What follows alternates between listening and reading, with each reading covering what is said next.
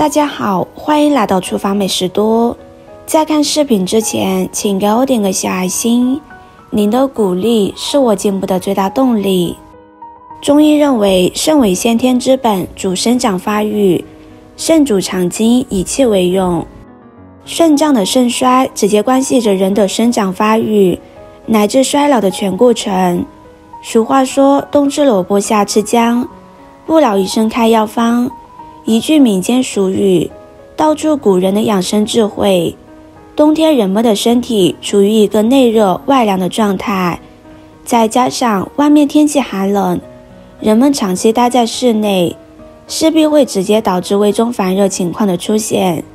除此之外，冬日里人们大肆进补，这时候胃承受太多补品，就会胃热，无形之中形成了恶性循环。对于阴虚内热的人，那更是火上浇油。要解决此问题，则需要养阴。中医认为，白萝卜性凉味甘，具有清热生津、下气宽中、开胃健脾、理气化痰之功效。最重要的是能够益胃、顺气、消食。吃完萝卜，放屁也可帮助清除体内浊气，调整血气循环。经常食用白萝卜，还可降气、祛痰、清热、解毒、排浊、通便、健脾、助消化，能够降低血压、血糖、血脂。李时珍在《本草纲目》里说，萝卜有下气、消谷、和中、驱邪热气的功效。于是从此就有了冬吃萝卜的佳话，以至于有人把萝卜称为小人参。老人们经常会说这样一句话：想健康，想长寿，想少进医院见医生，想少受病痛折磨，就要在平时的日常吃饭过程中做到多吃萝卜。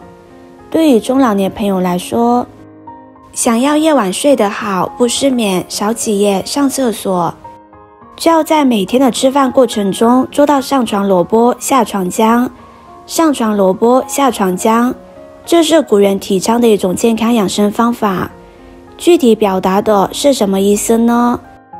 上床萝卜下床姜其实是中医里的一句话，意思是我们在睡觉前应该多吃一些萝卜，也就是我们晚饭中应该吃一些萝卜。萝卜就有顺气的作用，它能够帮助我们身体将吃进胃里的东西进行消化和吸收，这样就使我们夜里能睡一个安稳觉，有一个好的睡眠，解决困扰我们的失眠问题，让我们夜晚不起夜，不上厕所。萝卜切好之后放入大碗中，再加入1勺盐、1勺糖，给它抓拌均匀，放在一旁腌制10分钟。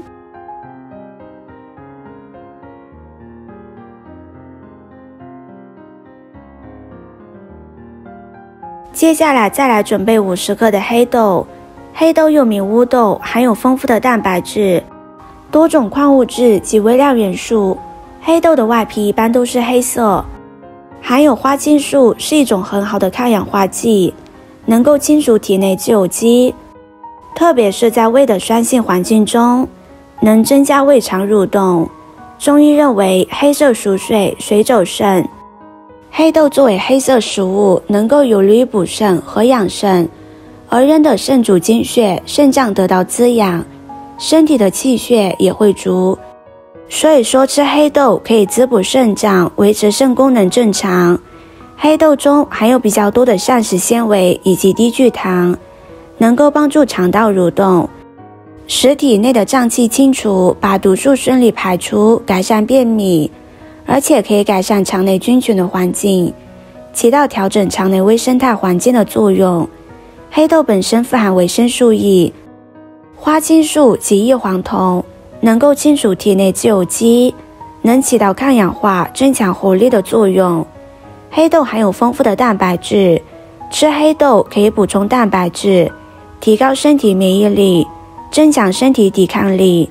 黑豆含有丰富的脂肪酸，其中亚油酸的含量比较高，吃黑豆可以补充脂肪酸，促进人体胆固醇的代谢，清理血管。黑豆清洗干净之后放在一旁备用。接着准备一块姜，刚刚我们说的上床萝卜，下床姜。下床姜说的意思是当我们第二天醒来起床后，可以吃一些姜类的东西。生姜有一定的助阳助发的功效。起床后我们需要做事，需要开展一天的工作，在这种情况下吃一些生姜，就会使我们身体的阳气更加振奋。所以古代就有不撤姜的说法，比如孔子的养之道中就有不撤姜的意思。生姜具有增强食欲的功效，因为生姜当中含有大量的芳香挥发油，而且含有纤维淀粉，能够有效地缓解身体疲劳以及腹胀等症状，达到很好的健胃效果，同时也能够让食欲增强。另外，生姜当中含有的辣素会对口腔以及胃黏膜产生刺激作用，促进消化液分泌，让肠道的蠕动能力增强，起到更好的消化作用。生姜对人体的呼吸系统以及血管运动中枢都有兴奋作用，能够加快身体的血液循环速度。生姜切好之后和黑豆放在一起，再加入1勺食盐入底味，往里面加入适量的花椒、陈皮、八角，然后加入适量的温开水，给它浸泡2个小时。现在萝卜也腌好了，加入清水给它清洗一下，把表面多余的盐分清洗干净。制作视频不易，您的每一个留言和每一个点赞都是我前进的动力。如果您觉得我分享的视频对你有帮助的话，动动您发财的小手，给我点个赞吧，请在底下留言加1，非常感谢您的支持。洗干净之后先放在一旁备用。现在把泡好的黑豆放入锅中，大火烧开之后转小火煮15分钟。时间到之后就可以关火了，把它捞出来放到白萝卜里面，加入4勺陈醋、3勺白醋，给它搅拌均匀就可以了。做好之后，我们可以盖上保鲜膜放到冰箱，随吃随取，非常的方便。用白萝卜加黑豆酱吃，对我们的肾脏非常的有帮助。坚持一段时间，白发逐渐转黑了，夜尿直了，睡得也香了。喜欢的朋友就收藏起来试试吧。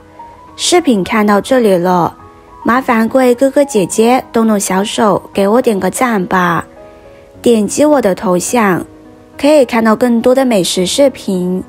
我是多多，我们下个视频见啦。